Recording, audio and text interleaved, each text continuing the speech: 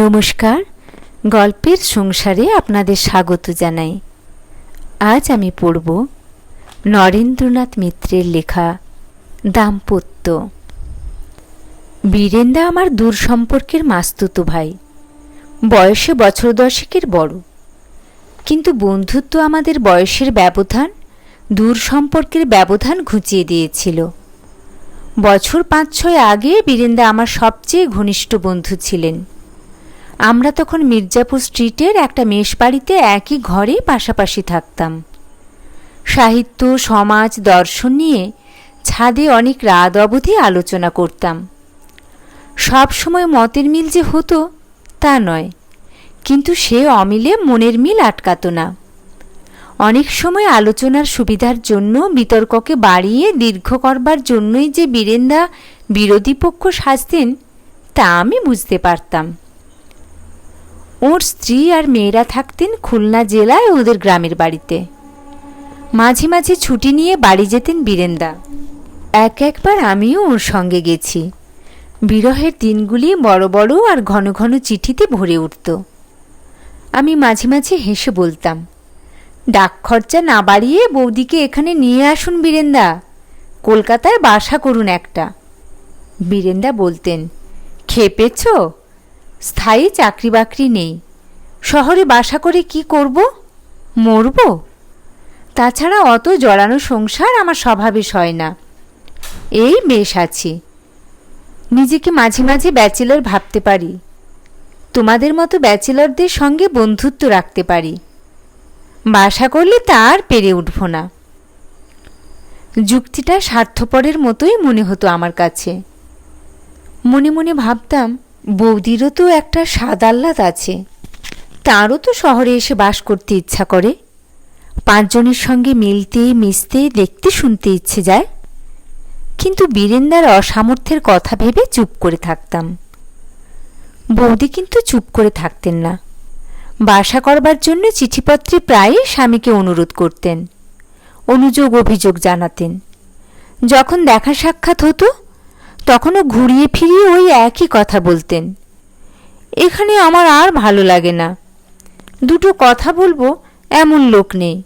পাড়াপড়শি যে কজন আছে সব কুটকচালে, কেবল নিন্দামন্দ পরচর্চা। কিন্তু আমি নিজের জন্যে বলছি না নিমু ঠাকুরপো, নিজের কথা আর ভাবিনে। যে লোকের হাতে পড়েছি তাতে নিজের ভবিষ্যৎ আমার আর জানতে বাকি নেই। আমি ভাবি মেয়েগুলির জন্য। দেখতে স্ত্রী তো ওই এক একটির, তার উপর যদি লেখাপড়াও একটু আধটু না শেখে, বৈদ্যের মেয়ে, ওদের নেবে কে বলো তো? ওদের গতি কি হবে? বীরেন্দা বলতেন, বৈদ্যের মেয়েদের যদি বৈদ্যের ছেলেরা না নেয়, হাড়িডোমের সঙ্গে বিয়ে দেব। বৌদি রাগ করে বলতেন, তোমার মতো বাপের ঘরে যখন ওরা জন্মেছে তখন সেই রকমই গতি হবে ওদের, কিন্তু হাড়িডোমও নেবে না, তাদেরও ভালো মন্দ পছন্দ অপছন্দ আছে। তখন পর্যন্ত 4টি না 5টি যেন মেয়ে হয়েছিল বীরেন্দার। দেখতে দাদার মতোই কালো, গড়নও ওই রকম লম্বা পাকাটে, বীরেন্দার মতোই বড় চোয়ালে, জ্যামিতিক চতুর্ভুজের মতো মুখের আদল। বৌদি ওদের দিকে তাকিয়ে দীর্ঘশ্বাস ফেলতেন, এও এক ভাগ্য, এতগুলি সন্তান হলো, সবকটি মেয়ে, চেহারাও সবকটিরই একেবারে বাপের মতন, একটাও দেখতে শুনতে একটু অন্যরকম হতে পারত। বীরেন্দা হাসতে হাসতে বলতেন, অন্যরকম পরীক্ষা টরীক্ষা করে দেখলে তো অন্যরকম হবে। আমি বলি কি, সুন্দর সন্তানের যখন এতই স্বাদ তোমার, সেই চেষ্টাই একটু করে দেখো, তাতে যদি ফুটফুটে চেহারার ছেলেপুলে হয়। নিজে তো সুন্দরী ছিলে, কিন্তু শুধু তাতে যখন কুলোলো না। আমার সামনেই এ ধরনের পরিহাস করায় বৌদি শুধু লজ্জাতেই আরক্ত হতেন না, রাগেই রক্তবর্ণ হতেন। আমার দিকে তাকিয়ে বলতেন, শুনলে নিমু ঠাকুরপো, শুনলে? এমন মানুষের সঙ্গে কোনো কথা বলা যায় না, এর সঙ্গে ঘর সংসার চলে? বীরেন্দা বলতেন, আমিও তো তাই বলছি, মানুষ বদলাও। বৌদি এবার একটু হাসলেন। বদলাবার তুমি জোর রেখেছ কি না যে বদলাবো? এতগুলো ছেলেপুলে হয়ে গেছে, বুড়ো হয়ে গেছি, এখন আমাকে নেবে কে? বীরেন্দা অদ্ভুত একটু হাসতেন। যদি নিত তাহলে যেতে, কিন্তু কেবল তো আমার চেহারা নয়, স্বভাব চরিত্র গোড়াতে টের পেয়েছিলে, তখন গেলে না কেন? এখনো অবশ্য আশা ছাড়বার কোনো কারণ নেই। হলোই বা অতগুলি সন্তান, হলোই বা 32 বছর বয়স, তোমাকে দেখে তো আর ধরা যায় না। একটু আঁটোসাঁটো ভাবে সেজেগুজে থাকলে দিব্যি 25-26 বলেই চালিয়ে দেওয়া যায়। কি বল নির্মল, তা যায় না রমাকে? বীরেন্দা সাধারণত স্ত্রীকে নাম ধরে ডাকতেন না।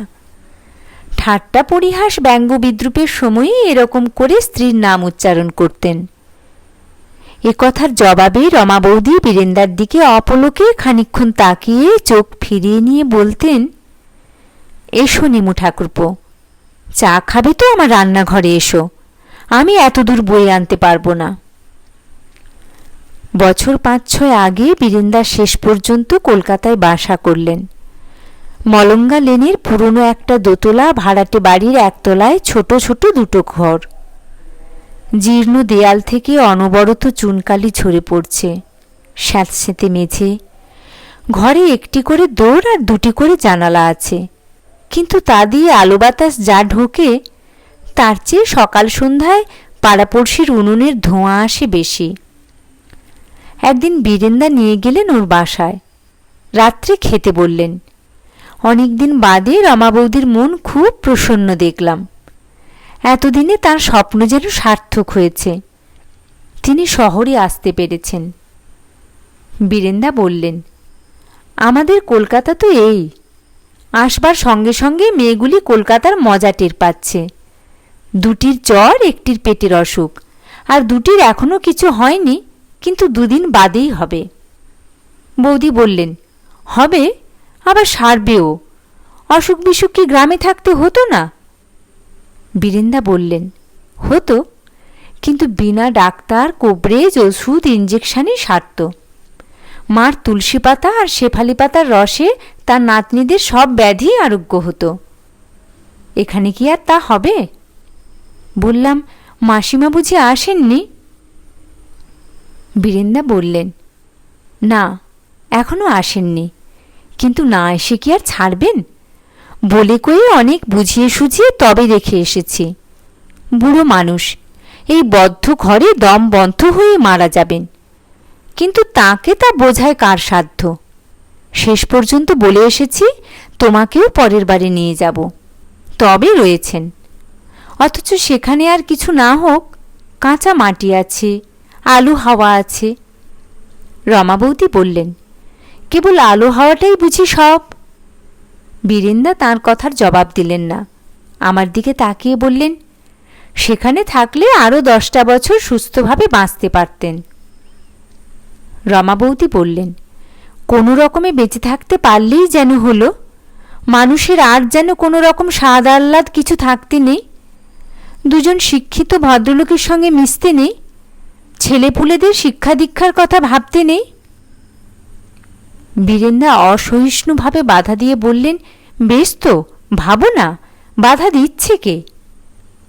বৌদি বললেন, বাধা আর আবার দেবে কে? তুমিই দিচ্ছ, তুমি আমার সব আশা আকাঙ্ক্ষার শনি। কিন্তু শনির দৃষ্টির তলায় থেকেও বৌদি তাঁর সাধ্যমতো স্বাদ মিটিয়ে চলতে লাগলেন। বুলি, টুনি আর রুনুকে কর্পোরেশনের ফ্রি প্রাইমারি স্কুলে ভর্তি করে দিলেন।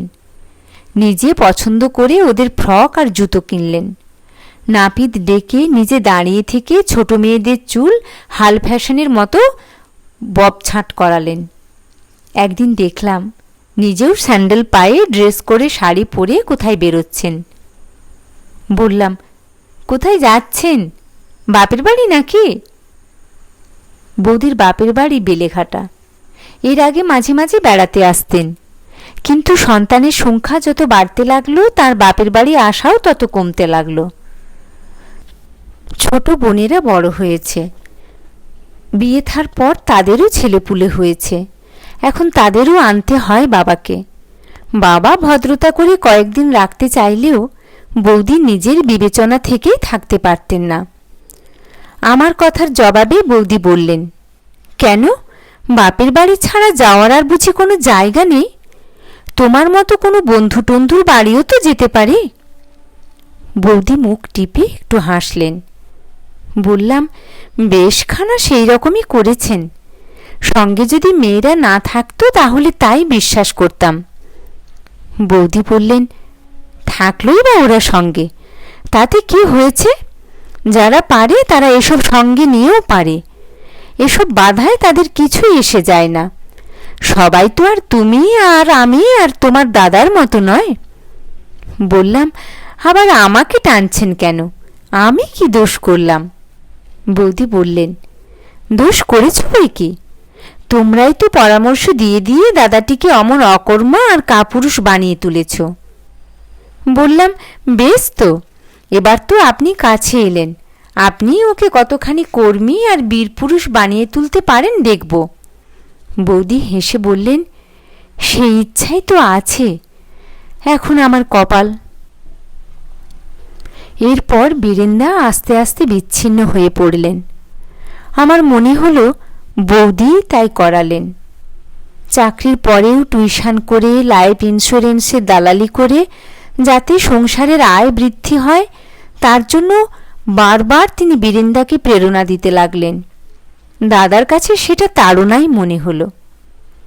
মেশে যখন আমার সঙ্গে দেখা সাক্ষাৎ করতে আসতেন, বেশিরভাগ সময়েই বীরেন্দা স্ত্রীর বিরুদ্ধে নালিশ জানাতেন। স্থূল প্রকৃতির, স্থূল রুচির মেয়ে মানুষ, সংসারে খাওয়া পড়া ছাড়া আর কিছু চিনল না। বলতাম, চেনার সুযোগ কোথায় বীরেন্দা? প্রাইমারি নিডসগুলি তো আগে মেটা চাই। বীরেন্দা বলতেন, দেখ, ও একটা কথার কথা, নেহাতে বাজে অজুহাত। প্রাইমারি সেকেন্ডারি কথাগুলো রিলেটিভ, আজ যা সেকেন্ডারি কালই তা প্রাইমারি হয়ে ওঠে।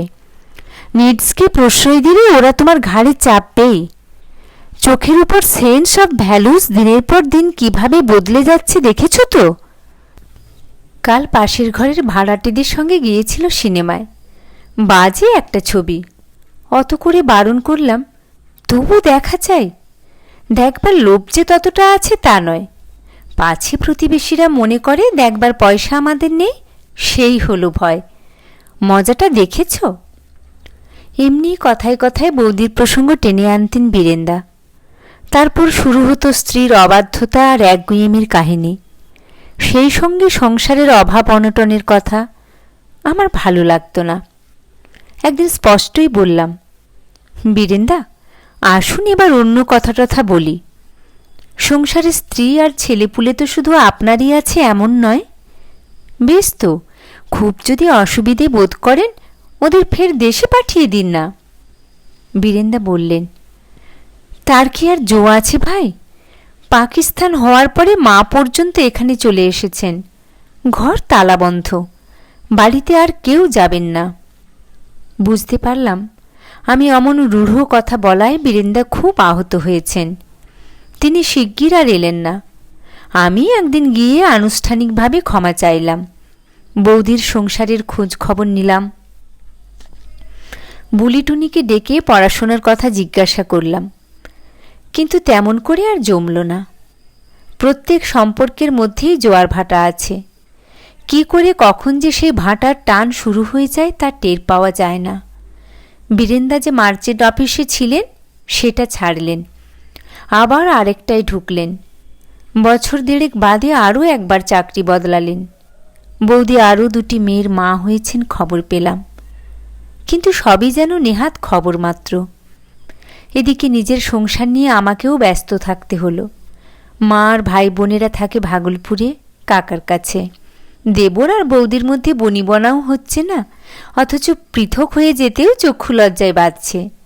কিন্তু ঝগড়াঝাটি থামছে না, মাঝে মাঝে আমাকে গিয়ে আপোষ মীমাংসা করে আসতে হচ্ছে। নিজের চাকরি বাকরি নিয়েও যে খুব সুখে আছি তা নয়। বীরেন্দার সঙ্গে যোগাযোগ হ্রাস পেতে পেতে প্রায় বন্ধ হবার জো হলো। এর মধ্যে বীরেন্দা নিজেই এলেন একদিন আমাদের ব্যাংকে, টাকা রাখতে নয়, চাকরির খোঁজে। বললাম, সে কি, আপনার আগের চাকরির কি হলো? বীরেন্দা বললেন, সে গেছে। তোমাদের এখানে আছে নাকি কিছু খালিটালি? বললাম, খেপেছেন, এই তো মাসখানেক আগে ছাঁটাই হয়ে গেল। বীরেন্দা বললেন, তাই নাকি? আচ্ছা, বলা রইল, যদি কোনো সুযোগ সুবিধে পাও। বললাম, নিশ্চয়ই, সে কি আপনাকে বলতে হবে বীরেন্দা? বীরেন্দা একটু হাসলেন। বোধহয় আমার প্রতিশ্রুতির কৃত্রিমতা তিনি টের পেয়েছিলেন। আমার মুখে যতখানি উৎসাহ ছিল, মনে ততখানি ছিল না, সেটা বোধ করি তার বুঝতে বাকি থাকেনি। কিন্তু বেশি উৎসাহ, বেশি আশা ভরসা আমি বা তাকে দেব কোত্থেকে? নিজেরই কি তেমন সহায় সম্পদ আছে? নেই। তাছাড়া বীরেন্দারও দোষ যথেষ্ট। চাকরি করা ওর ধাতে নেই। মন দিয়ে কাজকর্ম করলেন না। এত বয়স হল, মন দিয়ে কোনো কাজ শিখলেনও না। চিরকাল কেবল এড়িয়ে এড়িয়ে পালিয়ে পালিয়ে বেড়ালেন। এমন কর্মভীরু লোক আমি দুটি দেখিনি। একটিমাত্র কাজে বীরেন্দার উৎসাহ আছে, বাক্যে, তত্ত্বালোচনায়। বীরেন্দা যখন বলেন, কায়মন দিয়ে বলেন, একেবারে বাংময় পুরুষ। আমি এক একদিন বলেছি, আপনি ফিলোসফিতে এমএটা দিয়ে দিন, একটা প্রফেসরিটারি যেমন করেই হোক জুটিয়ে নিতে পারবেন, সেই আপনার ঠিকঠাক লাইন। বীরেন্দা গভীর নৈরাশ্যে মাথা নেড়েছেন। তুমি বুঝি তাই ভেবেছ? আমি মাস্টারি শুরু করলে ক্লাসের চেয়ার বেঞ্চগুলি ছাড়া আর কিছু থাকবে না। সে চেষ্টাও করে দেখেছি। বলেছি, তাহলে এক কাজ করুন, আপনি যা বলেন টলেন লিখতে থাকুন। একটু গুছিয়ে লিখলে সেগুলি চমৎকার সব গল্প প্রবন্ধ হবে। বীরেন্দা হেসে ঘাড় নেড়েছেন। তা হয় না। কলমটা তো দুই ঠোঁটে চেপে লেখা যায় না, দুই আঙুলের মধ্যে রেখে লিখতে হয়। মুখের কথা মনের মতো হয়ে কিছুতেই আমার কলমে আসে না নির্মল। যা আসে তাকে নিজের বলে চিনতে কষ্ট হয়। যা নিজের নয়, নিজের পছন্দ মতো নয়, তা কি করে ছাপব? এমন বন্ধুর জন্য শুধু দুঃখ প্রকাশ করা যায়, আর কিছু করা যায় না। তাই যখন বীরেন্দার আত্মহত্যার সংবাদ আমি কাগজে পড়লাম, খুব বিস্মিত হলাম না। মানসিক অবলুপ্তি তার আগেই ঘটেছিল, এবার দেহের বিলোপে সব শেষ হল। মনে পড়ল, অনেকদিন আগে তিনি বলেছিলেন, দেখো নির্মল, শুধু তোমরাই যে আমাকে অপছন্দ করো তাই নয়, আমিও করি। শুধু অপছন্দ নয়, ঘৃণা করি। নিজের অস্তিত্ব আমার কাছে অসহ্য। রমাই যে আমার চেহারাটা অপছন্দ করে তাই নয়, নিজের আকৃতিটাকে নিজেও আমি দু চোখে দেখতে পারি নে। এক একবার আমার ইচ্ছে হয় বিদেহী মন হয়ে সেই বায়ুভূত নিরাশ্রয় হয়ে বেঁচে থাকতে। বলেছিলাম, সেভাবে থাকা যায় বলে আপনি বিশ্বাস করেন? বীরেন্দা বলেছিলেন, না, বিশ্বাস ঠিক করি নে, কিন্তু কল্পনা করতে ভালো লাগে। কিন্তু যে মনের কথা বলি, সেই মনই বা কে? তার কথাও তো জানি না তেমন কিছু। তা নিয়েই বা গর্ব করব, তাকেই বা সম্বল করব কোন মুখে? সে মনও তো এই দেহের মতোই বিরূপ, বিকৃত। আমার আবার নতুন করে জন্মাতে ইচ্ছে করে নির্মল। বললাম, তাই জন্মান। মৃত্যুর পূর্ব মুহূর্ত পর্যন্তই তো মানুষ বারবার নতুন করে জন্মাতে পারে। বীরেন্দা হেসে আমার পিঠ চাপড়ে দিয়েছিলেন। তা পারে কিনা জানি না নির্মল, তবে কেউ কেউ খুব জোর গলায় সারমন দিতে পারে তা জানি। বীরেন্দার মৃত্যুতে বিস্মিত হলাম না, আবার হলামও। ওর মতো লোক আত্মহত্যা যদি করে, সারা জীবন ভরে মনে মনেই করে। ট্রেন চাপা পড়তে গেলেন তিনি কোন সাহসে? বোধহয় বেকার জীবন আর মুখরা জীবনসঙ্গিনী তাকে সেই সাহস জুগিয়েছে। শোকের প্রথম বেগ উপশমিত হবার জন্য দিন কয়েক সময় দিয়ে মলঙ্গা লেনে রমা বৌদির সঙ্গে দেখা করতে গেলাম। এর আগে অবশ্য আরও দু একজন আত্মীয় স্বজনের কাছে খোঁজ নিয়ে জানলাম যে বীরেন দত্তগুপ্তের মৃত্যু সংবাদ কাগজে বেরিয়েছে তিনি আমাদেরই বীরেনদা। মাসিমা দড়ির কাছে ছিলেন। আমাকে দেখবার সঙ্গে সঙ্গে তিনি ডুকরে কেঁদে উঠলেন। ওরে নিমু, কি দেখতে এলি রে, কি দেখতে এলি তুই? বীরু আমার সর্বনাশ করে গেছে, আমার মাথায় বাড়ি দিয়ে গেছে রে। একটু বাদে মাসিমা খানিকটা শান্ত হলে জিজ্ঞাসা করলাম, বীরেনদা কেন এমন করতে গেলেন মাসিমা? কেন হঠাৎ এমন? মাসিমা বললেন, কেন আবার? ঘরে যে রাক্ষসী আছে তার জন্যে। দিন রাত কেবল খাই খাই আর খাই খাই। বলি, এখন খাচ্ছিস তো? কোন আখার ছাই পোড়ামাটি খাবি এখন শুনি? মাসিমা আরও খোলাখুলিভাবে সব বললেন। চাকরি যখন ছিল তখনই অভাব অনটন নিয়ে সংসারে ঝগড়াঝাঁটির অন্ত ছিল না। চাকরি যাওয়ার পর তা আরও বাড়ল। এমন দিন যায়নি যেদিন স্বামীর অক্ষমতা নিয়ে রমা বৌদি তাঁকে গঞ্জনা দেননি। কতদিন ঝগড়া করে না খেয়ে রয়েছেন বীরেনদা, কতদিন খেতে বসে চোখের জল ফেলে উঠে গেছেন। বলি, চাকরি কি লোকের চায় না? বেকার কি লোকে হয় না? কিন্তু এমনটা হয় কোন সংসারে? মাসিমা আমার দিকে তাকিয়ে জিজ্ঞাসা করলেন। বললাম, কিন্তু এসব তো ওদের গোড়া থেকেই ছিল। হঠাৎ মনিরামপুরের ওদিকেই বা কেন গেলেন? আর মাসিমা বললেন, টাকার জন্য সে কোথায় বা না যেত? বাসায় একটু কালো কি তার সুস্থ মতো থাকবার জো ছিল? ঘরে বউ আর দোরগোড়ায় পাওনাদার, এদের জ্বালায় সে রাত দিন অস্থির হয়ে পৃথিবীময় ছুটাছুটি করে বেড়াত। মনিরামপুরে ওর এক বন্ধু আছে, অসিত চাটুর্যে। শুনেছি নাকি বড়লোক বন্ধু। বন্ধু তো নয়, শত্রু। এত কাণ্ড হলো, একবার দেখা পর্যন্ত করতে এলো না। পাছে থানা পুলিশের হাঙ্গামায় পড়তে হয়। বাছা আমার কিন্তু কাউকেই জড়িয়ে যায়নি, লিখে গেছে, আমার মৃত্যুর জন্য কেউ দায়ী নয়। আসলে যে দায়ী তার নাম কেন লিখে গেল না? কেন ওই রাক্ষসীর নামই পরিষ্কার করে লিখে গেলি না রে বাবা? তার যখন লজ্জা শরম নেই, তুইও তো লজ্জা করতে গেলি কেন? মাসিমা ফের কেঁদে উঠলেন। আমি কোনো রকমে তাকে এড়িয়ে রমা বৌদির ঘরে গেলাম। সাদা থানের আবরণের সম্পূর্ণ নিরাভরণা মূর্তি, মাথায় আঁচল নেই, আতেলা এক রাশ চুল পিঠময় ছড়িয়ে পড়েছে। যাকে বধূ বেশে দেখেছি তার এই রূপ যেন সহসা সহ্য করা যায় না। আমি কিছু বলবার আগেই রমা বৌদি বললেন, এই যে এসো, অনেক দিন তোমার সঙ্গে দেখা সাক্ষাৎ ছিল না, তবু এই উপলক্ষে দেখা হলো। রমা বৌদি একটু হাসলেন। আমি নীরবে তিরস্কারটুকু সহ্য করলাম। রমা বৌদি বললেন, তারপর আছো কেমন? এ প্রশ্নের কোনো জবাব না দিয়ে বললাম, ভেবেছিলাম আপনি বুঝি বাপের বাড়ি গেছেন, যান না, সেখান থেকে ঘুরে এলে। রমা বৌদি বললেন, বাপের বাড়ি? কেন? বাপের বাড়ি যাব কেন? সেখানে যেতে হলে আগেই যাওয়া উচিত ছিল। এখন যে দশা দেখছ, সে বেঁচে থাকতে এর চেয়ে কি কিছু অন্যরকম ছিল? আমরা এখনো যা তখনও তাই, নতুন কিছু তো হয়নি নিমু ঠাকুরপো। বুঝতে পারলাম ফের বীরেন্দার অক্ষমতার ইঙ্গিত দিচ্ছেন রমা বৌদি।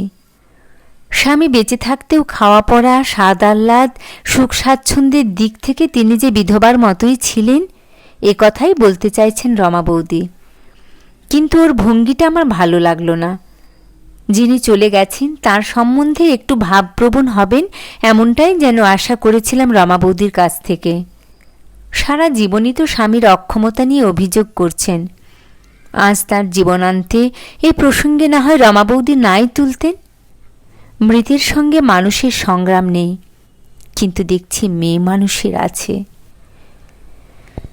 একটু চুপ করে থেকে বললাম, দুর্বলতা অক্ষমতা পাপ, কিন্তু সে পাপের প্রায়শ্চিত্ত তো তিনি করে গেছেন বৌদি। রমা বৌদির চোখ দুটো জ্বলে উঠল। করে গেছে? কি বলছো তুমি নিমু ঠাকুরপো?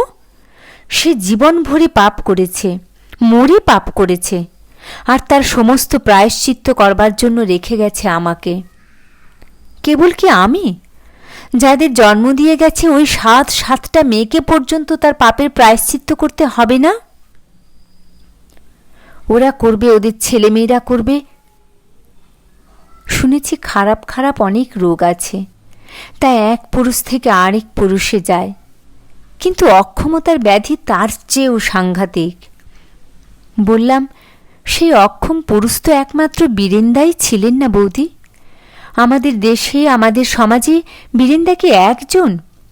যে সমাজ ব্যবস্থার মধ্যে আমরা আছি তাতে 2-1জনই বরং বীরেন্দা না হয়ে পারে, কিন্তু বাকি সবাইকেই বীরেন্দা হতে হয়।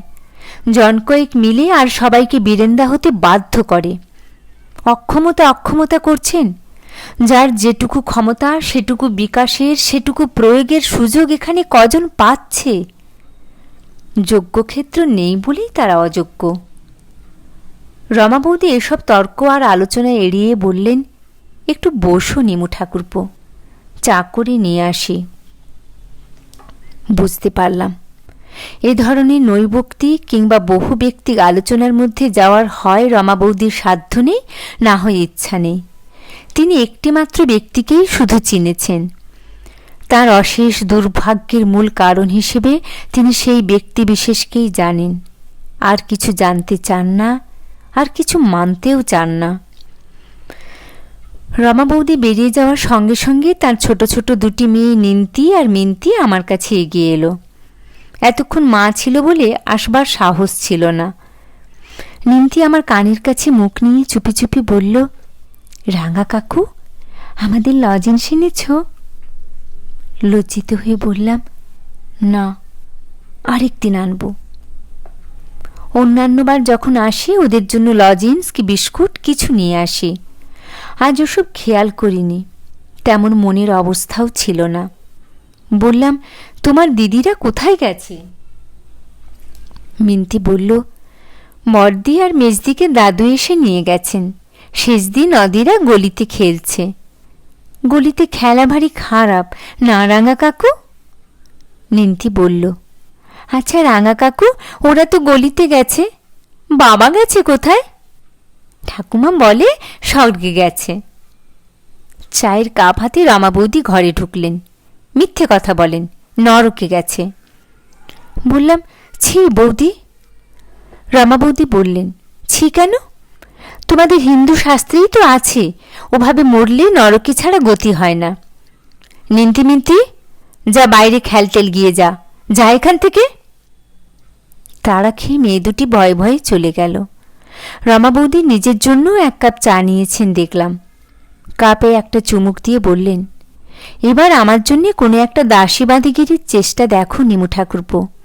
খেতে তো হবে, যে কুকুর বিড়ালগুলিকে রেখে গেছে তাদের খাইয়ে বাঁচাতেও তো হবে। কিছু যে করব তারও কি জো রেখেছে? বলবো কি, একেবারে খোঁড়া বানিয়ে আমাকে রেখে গেছে ঠাকুরপো, অন্ধ করে রেখে গেছে। কথায় কথায় সেও খোঁটা দিত, তার মাও খোঁটা দেন। তোমার বড় বেশি আকাঙ্ক্ষা, কিন্তু আকাঙ্ক্ষার কি ওরা দেখেছিল নিমু ঠাকুরপো? রমা বৌদি আমার মুখের দিকে তাকিয়ে আমাকেই যেন জিজ্ঞেস করলেন কথাটা। আমাকে নিরুত্তর দেখে নিজেই ফের বলতে লাগলেন, আমি কি তার কাছে গয়নাগাটি চেয়েছিলাম, বাড়ি গাড়ি চেয়েছিলাম? তোমার গা ছুঁয়ে বলছি নিমু ঠাকুরপো, তা চাইনি। চেয়েছিলাম শুধু মোটা ভাত আর কাপড়। তাও যখন জোটাবার কোনো লক্ষণ দেখলাম না, তখন বললাম, আমাকে কিছু শিখতে পড়তে দাও, মেয়েগুলোকে দেখবে কে? রোগা বুড়ি শাশুড়িও তো। তা হতে দিলেন না, তাতে যে মান যাবে। বললাম, আজকাল কত মেয়েরা লেখাপড়া শিখে চাকরি বাকরি করছে, বাপের বাড়ি থেকে তো কিছু শিখে আসতে পারিনি, অল্প বয়সে বিয়ে হয়ে গেল।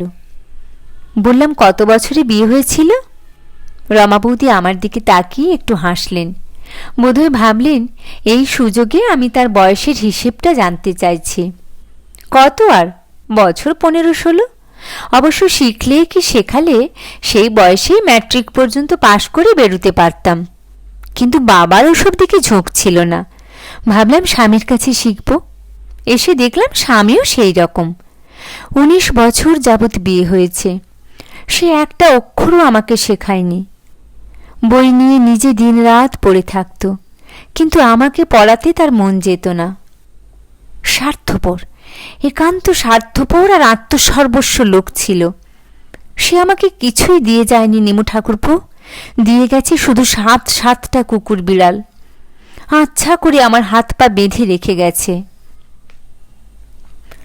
আস্তে আস্তে আমি চা শেষ করলাম। সারাক্ষণ মৃত স্বামীর নিন্দামন্দই করতে লাগলেন রমা বৌদি। কোনো একটা মমতার কথা শুনলাম না তার মুখে। স্বামীকে স্মরণ করে একবারও তার চোখ অশ্রুসিক্ত হয়ে উঠল না। 19 বছরের দাম্পত্য জীবনে বীরিন্দা কি তাকে একটুও সোহাগ আদরও করেননি?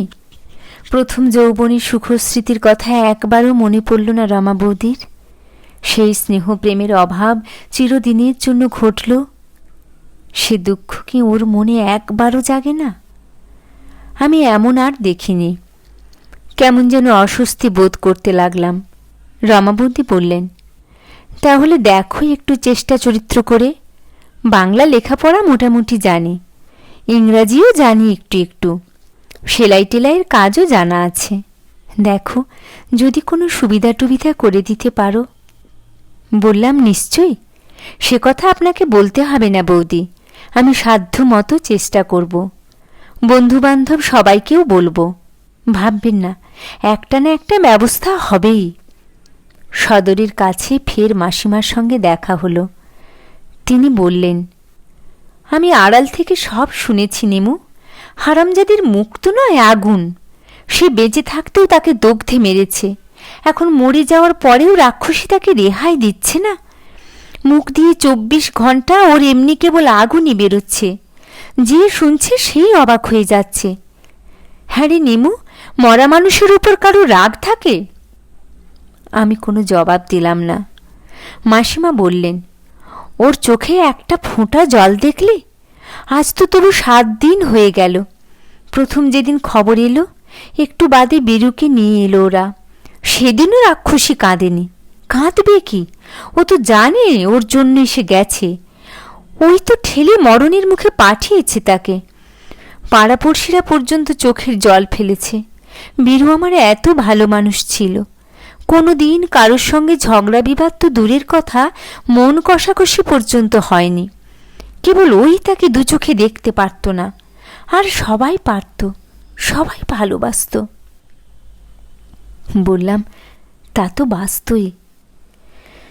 মাসিমা বললেন, কিন্তু ও হারামজাদি বাসত না, গোড়া থেকেই ওর কুনজরে পড়েছিল। কি বিষই যে আমি ঘরে এনেছিলাম, সেই বিষেই সে আমার শেষ হয়ে গেল। না দেখতে পারলি, না ভালোবাসলি, তবু তো একসঙ্গে এতকাল ঘর সংসার করেছিস, তার জন্যেও তো একটা মায়া মমতা হয়। কি বলবো নিমু, ও একেবারে নিষ্ঠুর পাষাণ। এক ফোঁটা চোখের জল পর্যন্ত ফেলল না। শুনেছি ঘরের পরিবারের চোখের জলে আত্মা শান্তি পায়, তার তাপ জুড়োয়, কিন্তু এমন কালসাপিনীকেই ঘরে এনেছিলাম। মাসিমা ফের কেঁদে উঠলেন। রমা বৌদির জন্য সাধ্যমতো খোঁজ খবর করতে লাগলাম, কিন্তু তেমন সুবিধে হয়ে উঠল না। ভাবলাম একটা সিঙ্গার মেশিন আর কিছু ছিট কাপড় ওকেও কিনে দেব, কিন্তু নিজের তহবিলে যা আছে তাতে ওটুকুও কুলোয় না। আর কার কাছে হাত পাতা যায় ভাবছি। হঠাৎ আমার মেসের ঠিকানায় নীল রঙের এনভেলপের একখানা চিঠি এলো। রুমমেট শৈলেশ চিঠিখানা হাতে করে এনে হাসতে হাসতে বলল, ব্যাপার কি? আমাদের ঋষ্যশৃঙ্গ নির্মল সেনের নামে মেইলে চিঠি? ডুবে ডুবে জল খাওয়া হচ্ছে নাকি? বললাম, ডুবলে জল তো কিছু পেটে যায়ই। উপরের হাতের লেখা দেখে ঠিক আন্দাজ করতে পারলাম না। যে 2-1টি মেইলি লেখার সঙ্গে আমার পরিচয় আছে, এ লেখা সেসব হাতের নয়। গোটা গোটা সুন্দর বাংলা অক্ষরে আমার নামাঙ্কিত খামের কিনারাটা ছিঁড়ে ফেলে চিঠি খুলে তাড়াতাড়ি স্বাক্ষরকারিনীর নাম দেখে নিলাম, রমা দত্তগুপ্তা। এবার নীল রঙের খামের হেতু বুঝলাম। অনেক দিনের পুরনো খাম। বীরেন্দা এ ধরনের নীলাভ রঙের খাম ভালোবাসতেন। বুড়ো বয়স পর্যন্ত রঙিন খামে চিঠি লিখতেন। বৌদির চিঠি কদাচিৎ কখনো আসত, তাও এই নীল রঙের খামে। খামগুলি বীরেন্দাই তাকে কিনে দিয়ে আসতেন। জীবনে তার আর কোথাও কোনো রং ছিল না। সমস্ত গোপন রং যেন শুধু চিঠির খামে আর চিঠির ভাষায় গিয়ে জড়ো হয়েছিল। রমা বৌদির চিঠির পাতাও নীল রঙের। কেমন একটা অস্বস্তি বোধ করতে লাগলাম।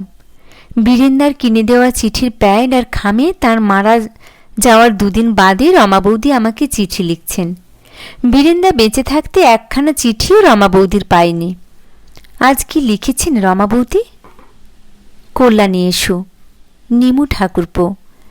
ভেবেছিলাম চিঠিতেই সব কথা জানাতে পারবো। এত চেষ্টা করলাম, পারলাম না। তুমি এসো, চিঠি পাওয়া মাত্রই চলে এসো। সাক্ষাতেই সব বলবো। বলা আমার পক্ষে কঠিন হবে, তবু তোমাকে না বলে উপায় নেই।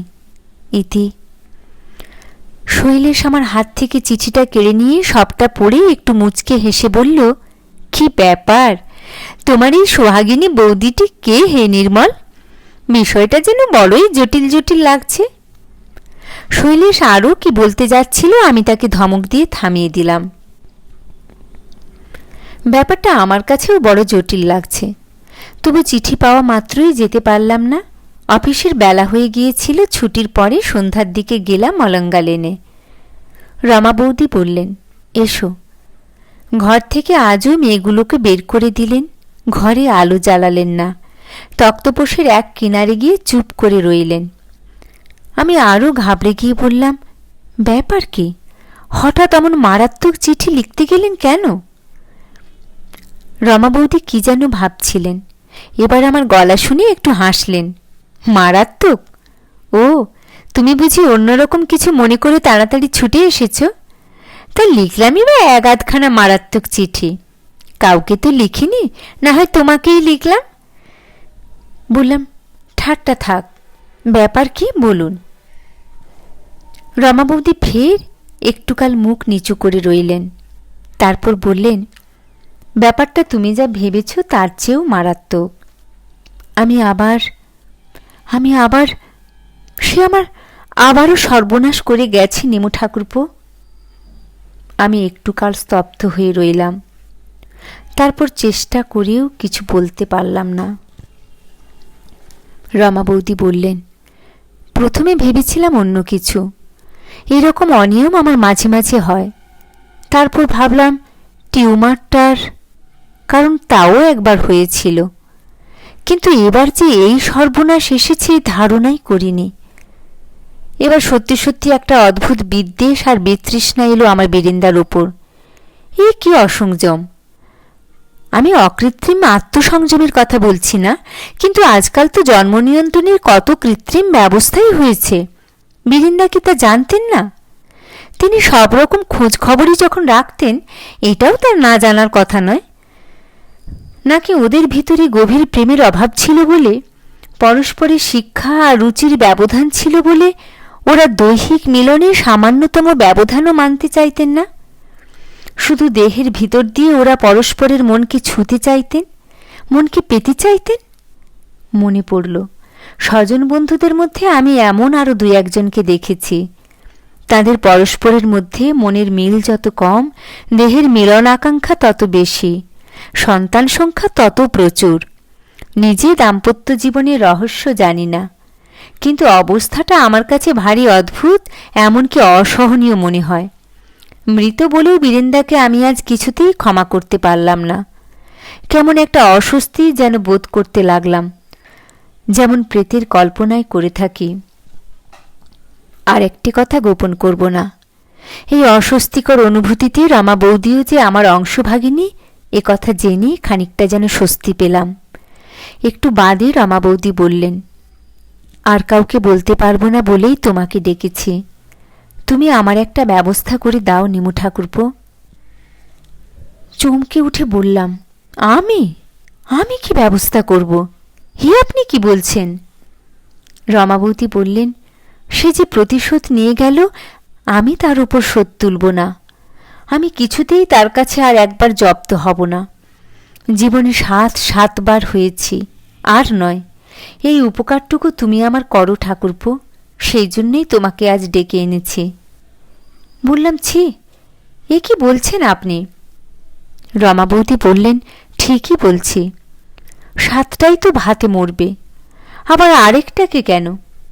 ওটা তার আগেই যাক, পরিণামটা একবার ভেবে দেখো তো। তাঁর হাত এড়িয়ে আমি সেদিনের মতো বিদায় নিলাম। কিন্তু রমা বৌদি বারবার করে আমাকে ডেকে পাঠাতে লাগলেন। তিনি বললেন, তুমি কিছু বুঝতে পারছো না। এ নিয়ে আমি যে পরের দুয়ারে খেটে খাবো তাও পারবো না, আর কটাকে বাঁচাবার জন্যই তো আমাকে এ ব্যবস্থা করতে হবে। তার জন্যে আমি যে কোনো ঝুঁকি নিতে রাজি আছি, আর সব চাই সেও ভালো। রমা বৌদি তার বাক্স খুলে তার সর্বশেষ 2-3খানা গয়না বের করলেন। এই নাও নিমু ঠাকুরপো, এই নিয়ে তুমি আমাকে উদ্ধার করো, আমি কিছুতেই আর সহ্য করতে পারছি না। অনেক কষ্টে রমা বৌদিকে বুঝিয়ে সুঝিয়ে সেদিন নিরস্ত করলাম। চাকরি বাকরির তেমন ঠিক সুবিধা হলো না, তবু ব্যবস্থা করতেই হলো। রমা বৌদিকে সেলাইয়ের কল কিনে দিলাম। কর্পোরেশন স্কুলে একটা টিচারির জন্য চেষ্টা চলতে লাগলো। ইনফ্যাক্ট ক্লাসে রমা বৌদি ভালোই পড়াতে পারবেন। সেক্রেটারি পাড়ারই লোক, জেনেছেন শুনেছেন সব কিছুই। বললেন, কিছুদিন বাদে ওকে তো সেই ছুটি দিতে হবে, তার চেয়ে একেবারে ওসব ঝামেলা চুকলে বরং তিনি জয়েন করবেন, সেই ভালো না? শুনে ফের রমা বৌদি আফসোস করতে লাগলেন। পরম শত্রু আমার হাত পা এমন করে বেঁধে রেখে গেল, যাবার আগেও সে শত্রুতা করতে ছাড়ল না। আমি এখন করব কি? এর পরের 2 মাস রমা বৌদির একটানা কৃচ্ছ সাধন আর মৃত স্বামীর উদ্দেশ্যে গালিগালাজ আর কটূক্তি বর্ষণের কাহিনী। ওর শরীর ভেঙে পড়ল, মন অবসাদগ্রস্ত হল। শেষ দিকে আমি আর যেতাম না, দূর থেকে যতটুকু পারি সাহায্য করতাম। হাসপাতালে ব্যবস্থা অবশ্য ওর বাবাই করলেন। খবর পেয়ে আমি গেলাম দেখা করতে। ওর বাপের বাড়ির লোকেরা আগের দিন এসেছিলেন, আজ তারা আসেননি। রমা বৌদিকে একাই পাওয়া গেল। তিনি আমার দিকে তাকিয়ে বললেন, এসো। লক্ষ্য করলাম কৃশ আর রুগ্ন হওয়া সত্ত্বেও তাকে ভারী সুন্দর দেখাচ্ছে। শিশু খুব কাঁদছিল বলে নার্স তাকে খানিকক্ষণের জন্যে মার কাছে রেখে গেল। রমা বৌদির কোলে অত্যন্ত রোগা লালচে রঙের শিশুটির দিকে তাকিয়ে আমি জিজ্ঞাসা করলাম, এ মেয়ের মুখ চোখ বোধহয় বেশ চোখাচোখা হবে বৌদি। রমা বৌদি আমার দিকে তাকিয়ে লজ্জিত ভঙ্গিতে একটু হাসলেন।